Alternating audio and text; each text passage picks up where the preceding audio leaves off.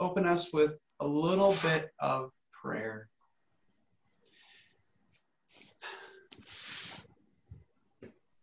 God, we are your people and seeking to understand and seeking to find you even in the midst of a tumultuous season of hurricanes and fires, of protests and elections. God, even through all this chaos, help us see you at work amongst us and through us. And thank you for this time where we can know that safe space to come together and to share in your scriptures so that we can be guided, so that we can be grounded, and so that we can go trusting in you and in your kingdom. We pray this in your son's name. Amen.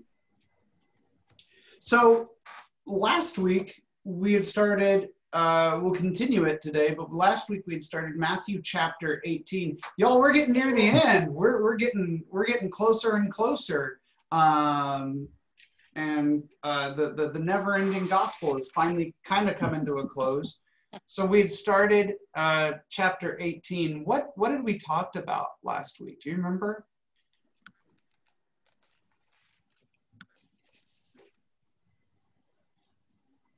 The kingdom of heaven and becoming like children.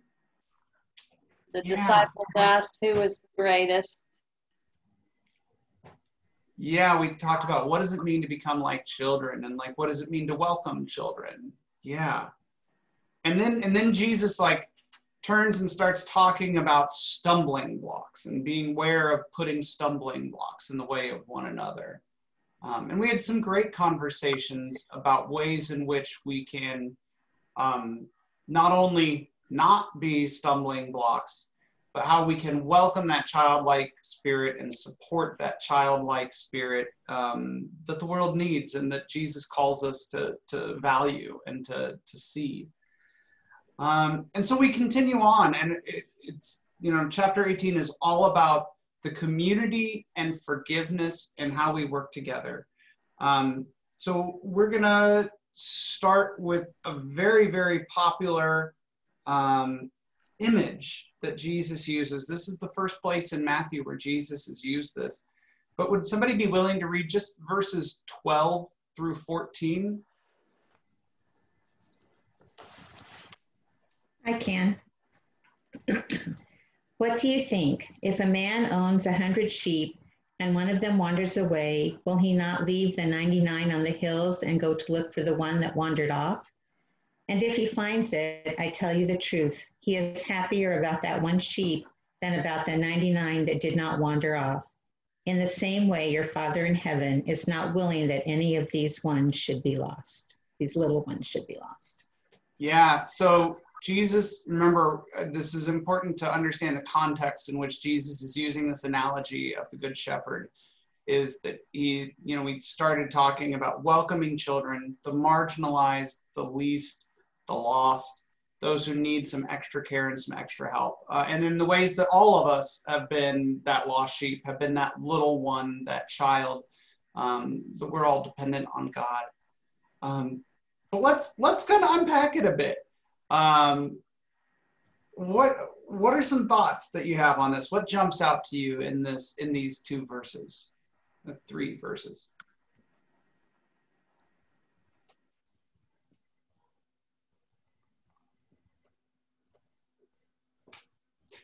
Or let me ask you this. For any of you who have ever had any livestock or farm experience, Jesus starts it off with, what do you think? If a shepherd has 100 sheep and one of them goes astray, does he not leave the 99 on the mountains and go in search of that one? I would say probably not. He probably wouldn't. Like it's so, like, what do you think that's about? Like, why do you think it is that Jesus says, well, wouldn't you do this? But if most of the farmers at the time would be like, no, I would not. I love in A.J. Levine's book about the short stories of Jesus, because elsewhere in Luke, there's a kind of more extended version of the Good Shepherd, but she uses that same parable, but in Luke's version, and she says, "Do you know what happens when a shepherd goes after the one lost sheep? You know what happens to the other 99? You come back and you have 99 lost sheep." She's like, they're gonna scatter. And so what is going on here? Why does Jesus assume and make it seem like the sensible thing is to go after that one?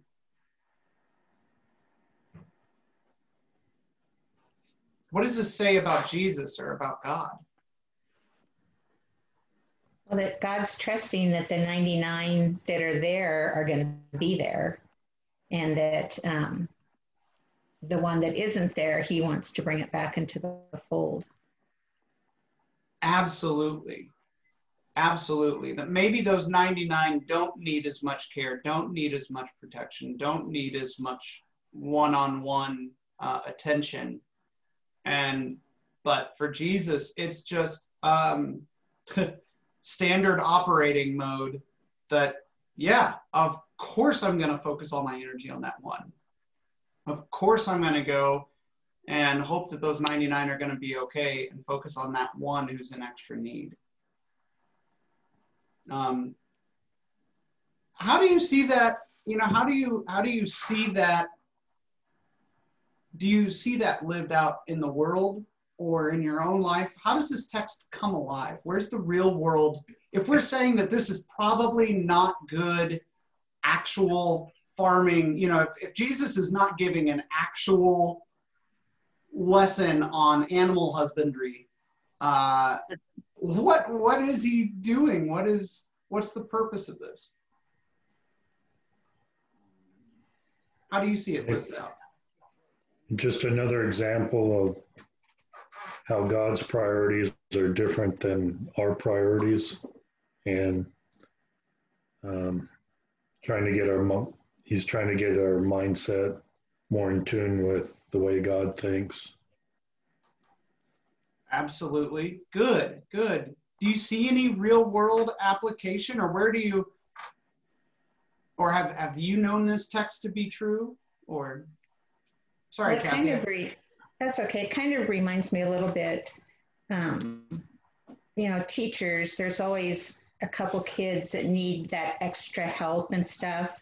And to give those kids what they need, you sometimes have to let the others just be on their own. So it kind of reminds me of that just a little bit.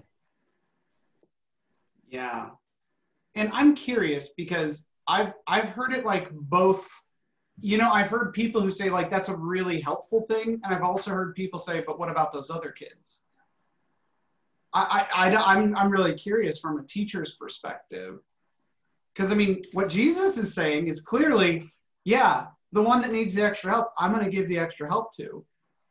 Mm-hmm. But I've heard, and people who are like, people who advocate for charter schools or private schools, or like, well, I don't want my kid to get slowed down because the teacher's teaching to the problem kids.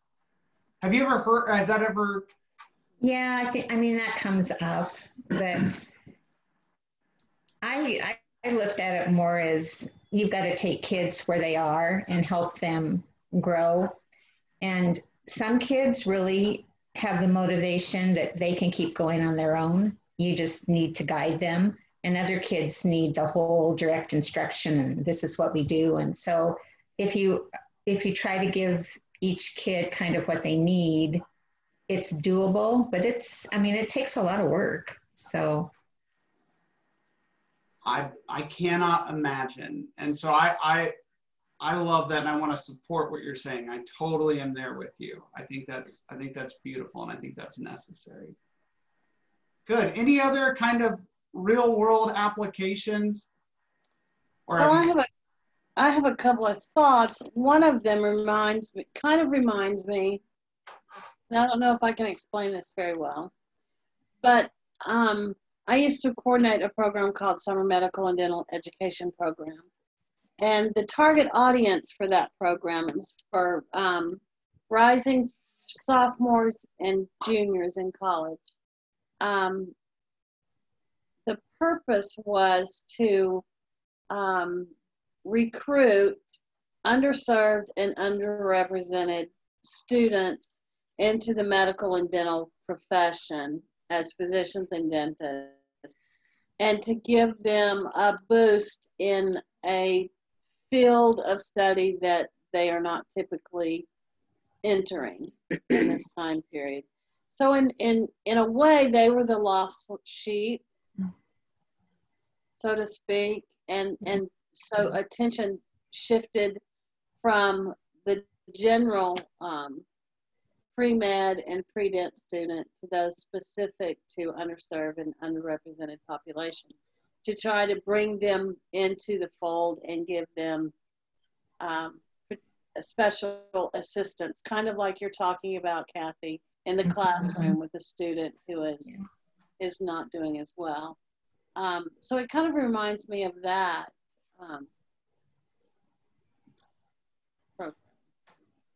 Good. You know, and I love this. I love this. You know, I keep thinking about, you've probably seen it on social media, you know, when people, the all lives matter versus Black Lives Matter, people have used this scripture to be like, no, Jesus says if there's one that's in need of help, like it's the Christian, those who follow Jesus, to take on that shepherd mode and care for the one in need, and to single out that one and name it and see its unique needs, and to be clear about, no, there is one that is, you know, that is in need of extra care. And it's kind of comforting to know, because, you know, I might be that one sometime. I might be the 99 right now, but, you know, I might, and I think it's that way even with our kids. You know, sometimes one child may need a little more attention than the others, even though sometimes the others get a little jealous too. But, you know, that, but to know that you're going to get that attention if you need it is kind of comforting. Oh Lord, I needed to hear that. We've been frustrated. It's the ongoing family drama in the Mason household that, because before my sister moved in with my parents 2 years ago, we would get to see my parents like twice a week. They would take care of the boy. You know, we get like almost a weekly date night where my parents would babysit. We'd have a few like where we could be gone for a weekend, and they would be like, oh, just bring the boys over. And literally the moment my sister got there, it's been like maybe babysitting like 3 or 4 times a year, and no overnights. They don't have space. And I get so angry at my sister, and then I need to remember, but like right now she needs it. This is her season. This is her season. And not only that, but like my mom doesn't always have to be the shepherd. You know, just because she really need them. Your season's gonna come when those boys are teenagers. So, Mom, help me not kill my boys. I need them to come over. I need. Exactly. No, you know, I think too about this book that we're reading for our book club. It's called The Person I Mean to Be. And the writer talks about the difference between equality and equity. Yeah. And sometimes it's not about everybody being treated equally, but everybody being treated so that everyone has the same shot at, that it's equitable treatment and not equal treatment. Right. Yeah. And this kind of reminds me of that. I am so grateful that you brought that up, Carly. Have you seen that? Because I was thinking about that, and literally to talk about, have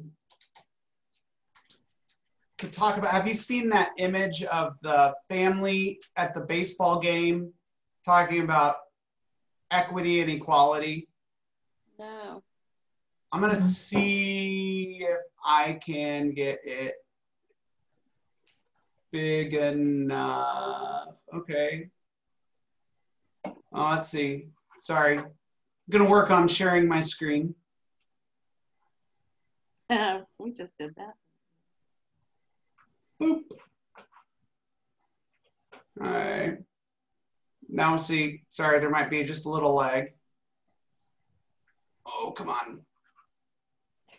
I think I killed my computer. Well, we're still here, so you couldn't have killed it kill us. completely. Okay, well, that's good.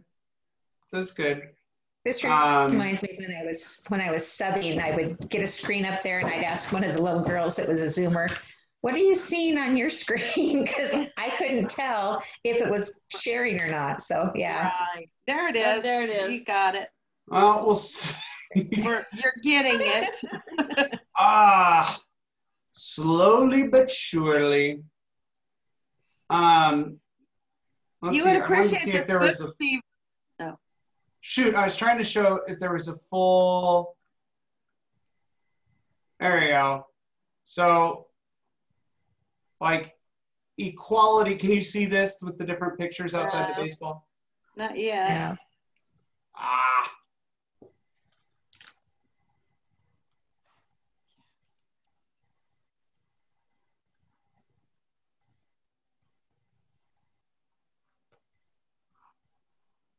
Oh, hey. Whew. Oh, there it is. Yay. Yeah. A decade later, we got it. Oh. So this idea that, yeah, that like equality is everybody gets the same size box, Liberation. but Yeah.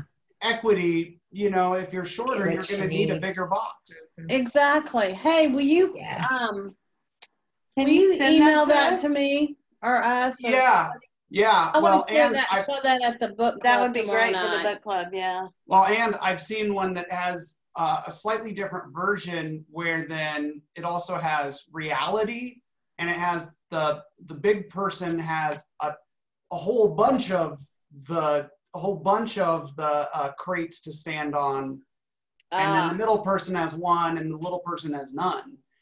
Yeah. Yeah. But then I love that the idea of liberation. Although, then I started thinking like,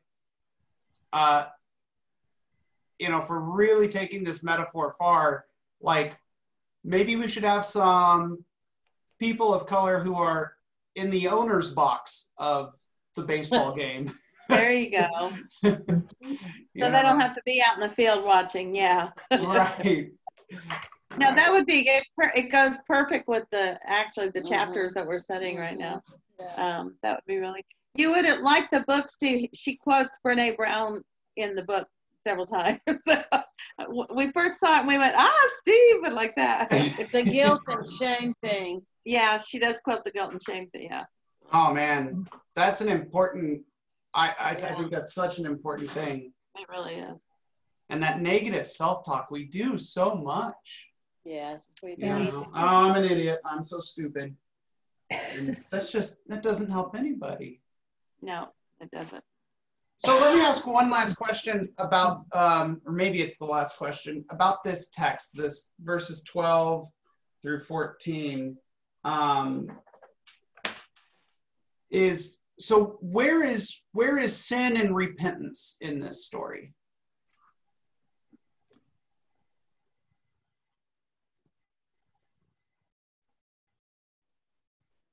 Well, I think the sin is the wandering off, the separating oneself from the herdsman, God. But let me ask you this, because I love it took you all a while to even like be willing to go out there. Can a sheep sin? Does a sheep knowingly do bad things? Yeah. Like an actual sheep? Or like that? Are we going sheep or are we going people? Where is he going with this, you guys? But I mean, I think that's the thing, because elsewhere, the other place where Jesus uses the only other place, well, sorry, there are two other places. One in John, But the other place where Jesus uses this metaphor, he uses it as he's telling the parable of the lost coin and the parable of the prodigal son, or the unforgiving brother, depending on how you see it. Yes. But I mean, both with coins and sheep, they don't have like ethical senses of right or wrong. And so, you know, at least one take on this could be like, you know, this isn't really about sin and forgiveness. This is really about, you know, if there's anything, is it about sometimes that when, I know we often talk about it as God is the shepherd, but sometimes there are communities and groups of people that we are connected to, that we are responsible for. And that, you know, sometimes we don't see those who have strayed. Sometimes we don't see those who are lost. And sometimes we don't, you know, sometimes we aren't willing to go be with those who need some extra help. So, you know, just one take on it, one thing to problematize it and make it a little more, you know, to maybe get a fresh take on it, is that, you know, maybe this isn't so much a story about forgiveness, but it's a story about unity and about that, like, we can't be complete until there is no 99 and 1, until there is no division that would keep people so far away out of the flock. And that God is constantly trying to bring us together and wanting us to celebrate. You know, I was just going to say that really makes sense, because the whole conversation is about the kingdom of heaven. And it's not about the lost world. It's about the kingdom of heaven, assuming that everyone who is in the kingdom of heaven is a believer. And then he talks about the wandering one. So that totally makes sense. And then the next verse is he continues to talk about the community and gets even more specific about how to relate to one another. Oh yeah. And so let's get into that. Would anybody be willing to read verses 15 through 22? I can try to do that with my eyes. If your brother sins against you, go and show him his fault, just between the two of you. If he listens to you, you have won your brother over. But if he will not listen, take one or two others along, so that every matter may be established by the testimony of 2 or 3 witnesses. If he refuses to listen to them, tell it to the church. And if he refuses to listen even to the church, treat him as you would a pagan or a tax collector. I tell you the truth, whatever you bind on earth will be bound in heaven, and whatever you loose on earth will be loosed in heaven. Again, I tell you that if 2 of you on earth agree about anything you ask for, it will be done for you by my Father in heaven. For where 2 or 3 come together in my name, there I am with them. Then Peter came to Jesus and asked, Lord, how many times shall I forgive my brother when he sins against me? Up to 7 times? Jesus answered, I tell you, not 7 times, but 77 times. Thank you. Thank you. So, yeah, and I find it interesting because I love always hearing us in slightly different translations, but Matthew's the only gospel writer that uses the Greek word ecclesia, that gets translated as church, not necessarily as a building, but as a community of people. And he not only uses it explicitly in verse 17, where it's talking about like, tell it to the church, and if the offender refuses to listen even to the church, but all of the language in my version, instead of like a brother, it's if a member of the church. So this isn't necessarily about how do you deal with external conflicts, but it's about, all right, so if you have people who have all said, hey, we are a part of this Jesus community, if we are brothers and sisters in Christ, we agree to this ethic, this way of living where we follow Jesus, that's the group that Jesus is talking about here. But I also love the familial language of the other translation. It's this idea that we are bound up in kind of this beautiful dysfunctional family that we call church. And so what is Jesus saying about conflict and about, is it bad? Is it avoidable? Is it, what's the, how can it be helpful? How can it be helpful?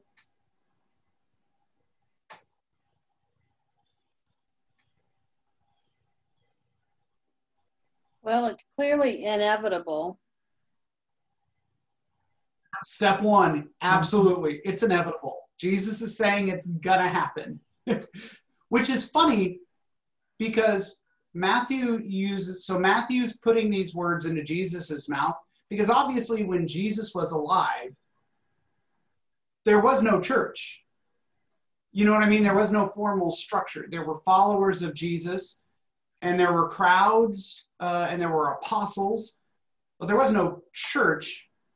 But even in Matthew's time, just a few years after Jesus' death, they're already saying, all right, how do we relate as church?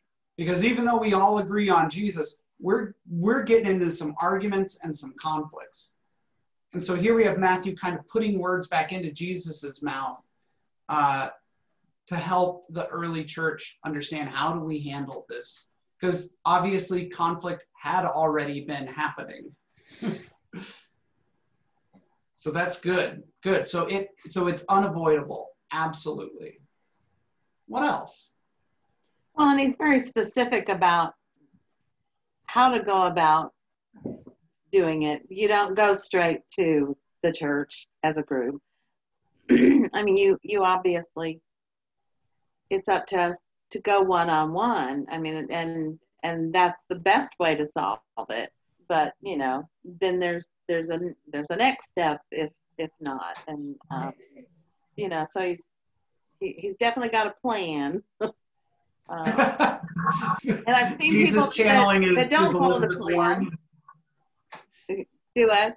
Jesus channeling his Elizabeth Warren. He has a plan for that. Has a plan. And I've seen it where people have gone, not gone by the plan, and it causes even more problems, when they've either taken it to other people and didn't start from the one-on-one, and then it gets to be an even bigger problem. And yeah, so here's where, because I think you're absolutely right. I think 9 times out of 10 follow these. I'm just, we're always trying to think about how do these texts come alive and what's going on.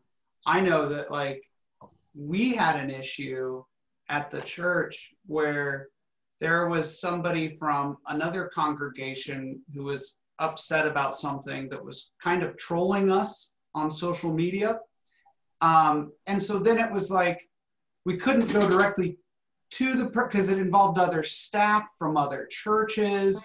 And so we kind of felt the need to go through the regional, but then it was really interesting because we went through and tried to do what we thought was the ethical process. And then the person who was kind of if there's a victim and a perpetrator, the perpetrator was well, why didn't you just come directly to me? And we're well, because we kind of needed to go through the system. And so sometimes it's hard because there are systems and there's protocol, and also the very real thing that I don't think, I mean, if somebody came to me in counseling and said, my spouse is abusing me, I wouldn't say, well, you should probably go talk to your spouse about that and tell them to stop abusing you. Mm-hmm. So I think there are exceptions to this rule. that Jesus is trying to help. So there is no basis for this anywhere, but I just have a hunch that like there is something going on in Matthew's community that Matthew is thinking of as he's writing this down. Like something is fresh in his mind where he's like, if people would have just talked directly to each other, or maybe had one of the elders of the church go and help them, or maybe brought it before the church, this could have been better. So I don't think this is like a one size fits all, but what I love is that what Jesus is talking about here is constantly working towards reconciliation. And Carly, as you named, you know, he puts this right after the shepherd language.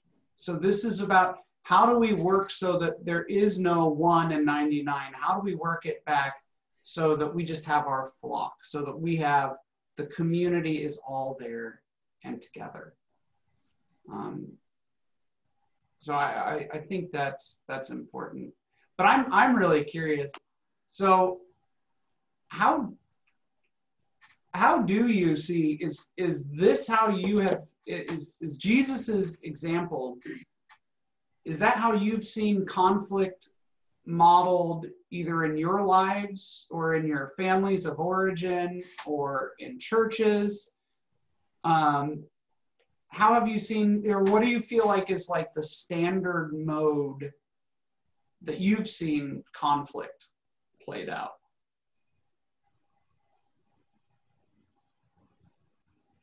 Well, it seems, I don't know, just maybe it's just my personality or whatever, but it's more of avoidance than direct confrontation seems to be. So maybe it'll go away, or I'm just not going to deal with that issue or that person or that problem. It takes effort to confront it, and it takes awareness and caring that you want this to be reconciled, but the easy way is to just avoid it or ignore it, and that seems to be a lot of what happens at times. Absolutely. I mean, that's been my experience too. In my family, in churches that I've been a part of, in the broader, I think especially living in the Midwest. In New York, that was something beautiful I miss about the East Coast. Like, if there was some sort of conflict, like at our workplace, somebody would come up and say, hey, you pissed me off. This happened yesterday. We need to figure this out now. And you would work it out. And it was a culture of conflict, not always resolution, but it was a culture of conflict at least. And I don't know, I'm trying to think about times in Nashville. I'd be curious, Carly and Diane, if you feel like your experiences in the South have been different in dealing with conflict than in the Midwest. I think of the South, sometimes, and maybe I shouldn't pin this on the South, but a lot of times I think people skip the going one-on-one and go straight to the going to 2 or 3, and it becomes less of a constructive encounter to more of a gossip gripe session, and it gets stuck there and then doesn't go any further. I think the motive, I think the motive behind somebody, you know, are you really wanting to bring that person back to the fold, or bring that person, you know, to see their where they've gone awry, or is your motive to create more conflict? Or no, I mean, you know, to point that out as a, you know, look how good I am, and look how good I am compared to that person. Right, and you really can't do that unless you do tell 2 or 3 more people, because, you know, one-on-one, it's just between the two of you. But I think our human instinct is to, to want other people to know how we've been hurt. And of course, this refers to sinning, so I don't know. But I don't know if, I think the Southern culture maybe does lend itself a little more to pointing out. I don't know. I mean, because I come from in my past experience, I went to what we referred to as revivals, old-fashioned revivals, and people would get moved to when I went to, people stood up and were apologizing to people in public. I'm sorry that I held and I mean, it was stuff we should never have known about. And it was like, that needed to be one-on-one. I didn't know that you were feeling this way towards that person, or you were lusting about that person or whatever, because then that just changed my whole perspective. So I think when if we don't go the one-on-one, and I agree with you, I think there's some ethical issues, there's some things that have to be moved on for those reasons.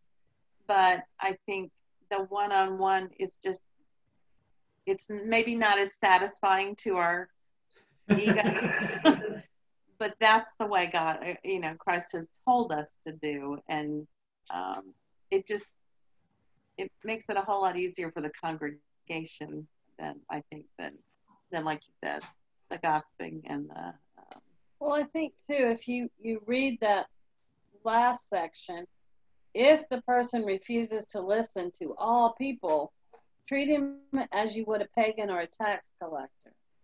And my Bible references to 1 Corinthians 5:9-13, which talks about sin within the community and not outside. Right. So to me, that implies that this is a big issue. This is a big something. It's not a little petty, she hurt my feelings because she didn't eat my pie at the church dinner. It's a big something. And so I think sometimes we get wrapped up in the little somethings. Oh yeah, I totally agree that we can get wrapped up in the little somethings so easily.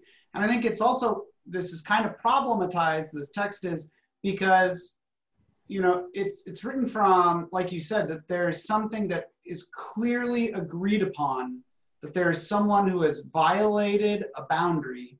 Right. But what happens when you feel like you are in the right, and you feel like you have been violated, but the person that you see as your offender feels like they have been violated, right, and you're the offender. And so, it is a really, really tricky, really tricky thing.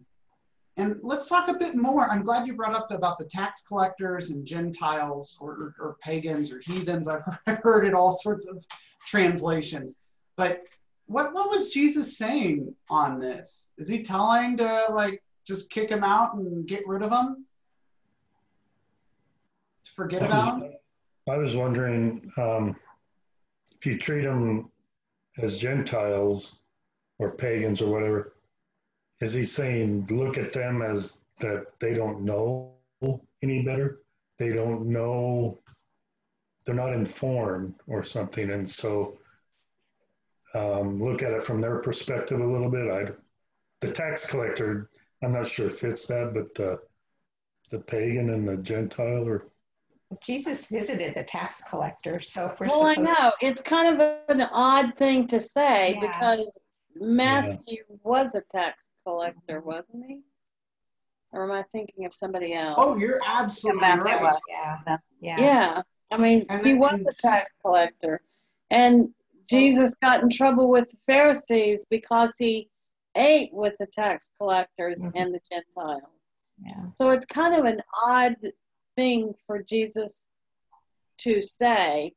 I mean, treat them as you would a pagan or tax collector. Okay, go have dinner with them. I mean, what exactly does that mean? Are these the lost sheep that you go after to see if you can, I don't know, model the right thing to do?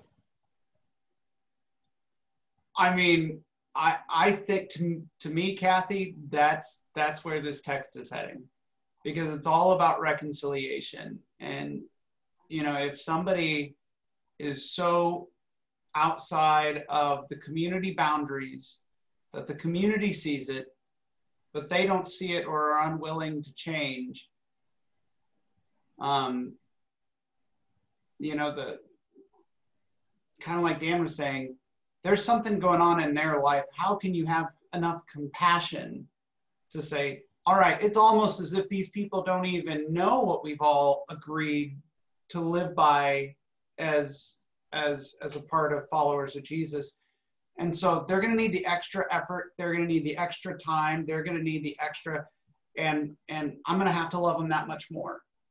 And I can't go for righteous.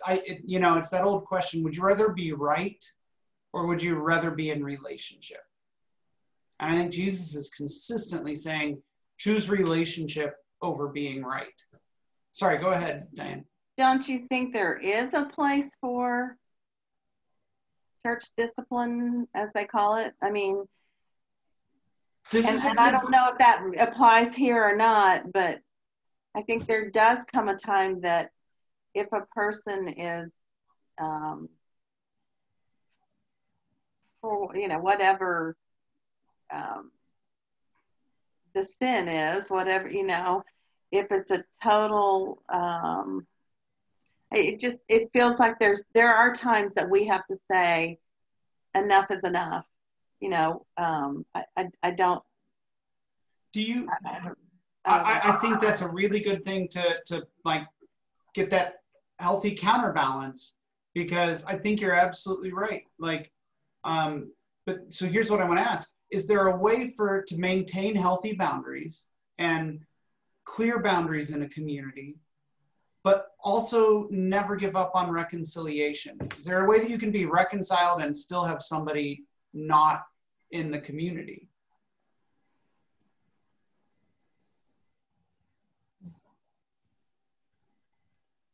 Well, I think that you know, I think that we see it sometimes in families when, excuse me, a child goes, you know, you see it a lot in documentaries, that kind of thing, where a child it has such a serious drug addiction or alcohol problem that there comes a time when the parents or the family say, we love you, but we're not going to support you. Right. So support your addiction, yeah. Right. And so the relationship between them and the family member shifts a little. They're not obviously excluded from the family, but the trust and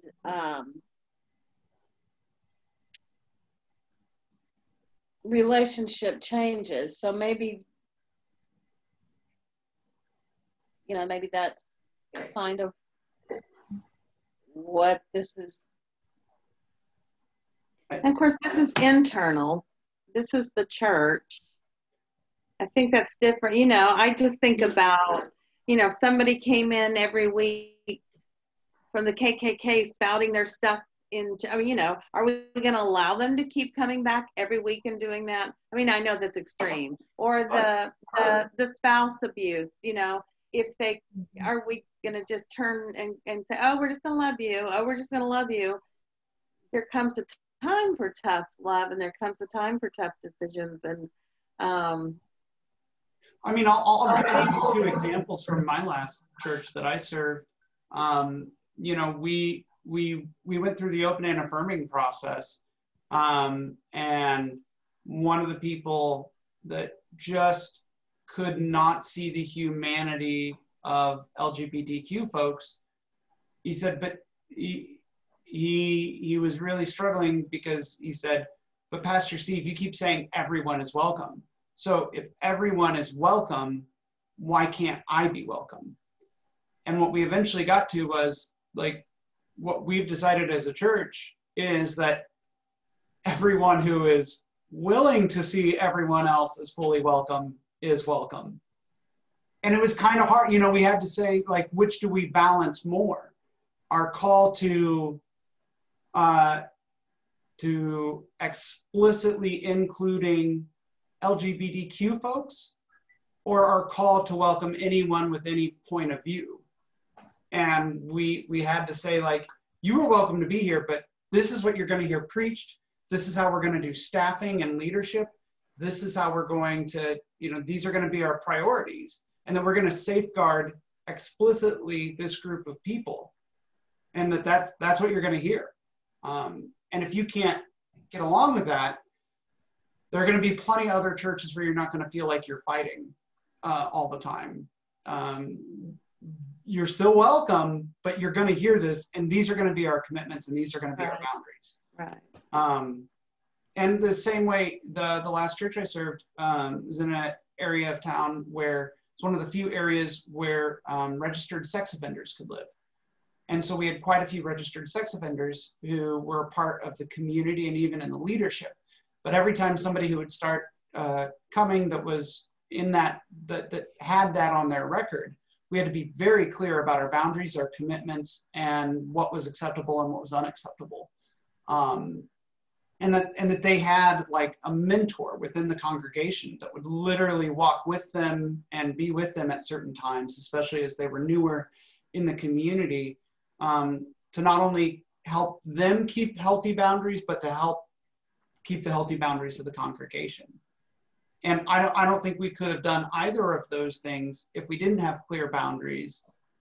But even when there were a few times when both to the individual who didn't want to love everybody, to explicitly love LGBTQ folks, and there were a few people who were who fell under that category of being on the sex offenders registry that couldn't abide by those boundaries. And we had to say, we love you.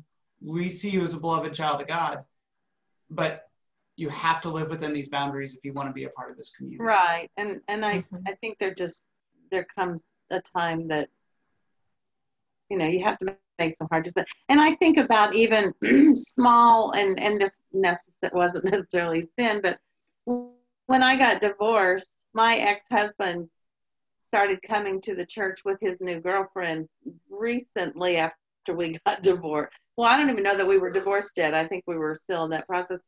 And it was very upsetting to me. It was upsetting to the kids. It was just and it was a small church. I mean, it was just not a good situation. And the deacons did approach him and said, we have to make some tough decisions here. This is not, they asked them not to come back because it was just too difficult of a situation. And not necessarily that was a sin, but it was just a decision the deacons felt like they needed to make, for the sake of our family. And yes, they chose, us over them, but children. And the children. And so I just think there's times that the church leadership or discipline has to occur, largely, especially when it's the big sins. Yeah, and sometimes that's just hard. I mean, I met with and I'll stop with the examples, but it's also fresh right now. I met with a family yesterday. Every now and again, there'll be folks who experience a death who aren't a part of a faith community, but want a pastor to help officiate or to walk with them. So I met with a family who the dad of the family had just died, and we talked and got to know the two adult women, the daughters, and as well as his widow. And we were planning out the service, and at one point the mom recognized that one of the daughter's ex-husbands he still stayed close to the dad, and that, you know, I bet he would really like to speak. I bet he'd really like to say something. But the daughters just said, I can't. No, he can come, but like I can't have him be one of the people eulogizing my dad. Yeah. And so we talked about like, what are the, we talked about it as like concentric circles of grief, of like, if you're in that inner circle, you kind of get to make those decisions. Like, yeah, by in his case, cheating and then getting divorced, like he got on the outside of that circle, and he doesn't, like, it doesn't matter what he wants, like in this case. And so and I don't know about you all, as a Midwesterner, sometimes that feels really harsh and mean, and that feels, you know, how can we be loving and kind and welcoming to everybody? But I think sometimes, I feel like in this text where we see Jesus is both calling us to balance that need for healthy boundaries, but also to still see people, and as much as we can, to be with them. And if we do, going back, you know, kind of wrapping up, if we do go back and see God as the shepherd, sometimes not everything's our fight, you know? Sometimes you have to say, like, I love you, I can't go there and be what you need. Or the church loves you, but we can't go and do this. right. We trust in God, and we will pray for you. We will pray, you know, and we will love you as a beloved child of God, and we will forgive you, as in Peter's thing, we will forgive you. But sometimes reconciliation still does mean clear boundaries. Yeah. It's a hard text. Yeah, it is. And you know, as we've been talking, we've had so many examples just pop up. It's a reminder that, you know, there is always conflict, and there is always, there are always challenges to community, whether that community is church or family. And if nothing else, I think we see Jesus reminding his followers that we're called to take that ethic of Jesus wherever we are. Yeah, and then it's not always sunshine and roses, but sometimes it can be tough love. So that's your upper for the day. Woohoo! Yeah. Any closing but there's Husker thoughts? football.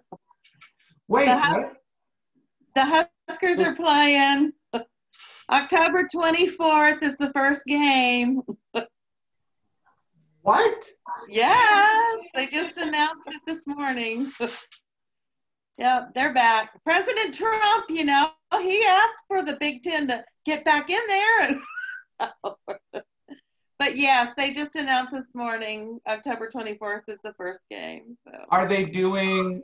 I don't know any other specifics. I knew they when I was in my meeting earlier, my boss had said they the Big Ten announced it, and then Cheryl just wrote me and said October 24th is the first game. So I had heard they were going to play like 8 games or something. It's going to be a shortened season.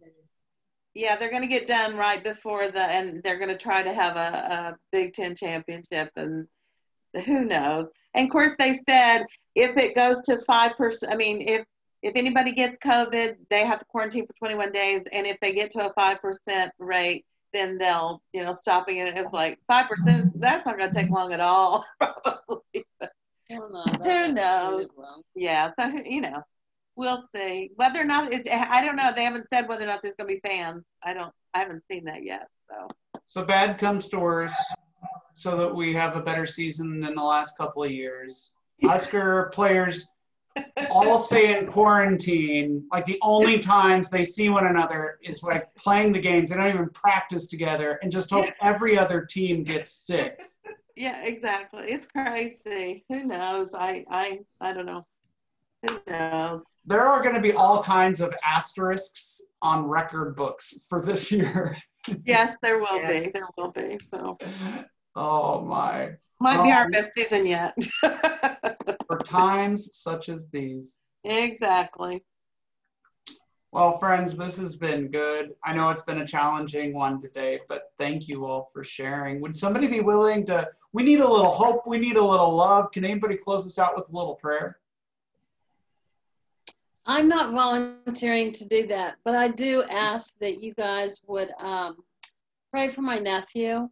I got a message from my sister yesterday. My nephew is 35-ish, maybe. And my sister lives in Texas and James lives in North Carolina. And she went to North Carolina last Friday, and she was still there yesterday and was going to stay a couple of days. But apparently he's having some serious mental health issues. She didn't go into any detail about it that at this point. He lives with a woman, Laura. They're not married, but they've been together for many years, a number of years. And they have a son that's in 2nd grade. But just pray for James. I think probably about 20 years ago, maybe, no, not that long, maybe 10 years ago. My mother mentioned to me that he had some suicidal thoughts and things going on at that time. So I don't know if it's that or something else, but if you would just pray, if you guys would just pray for him, I would appreciate it. His name is James. Okay. Well, I tell you what, let me offer up a prayer, if that's okay.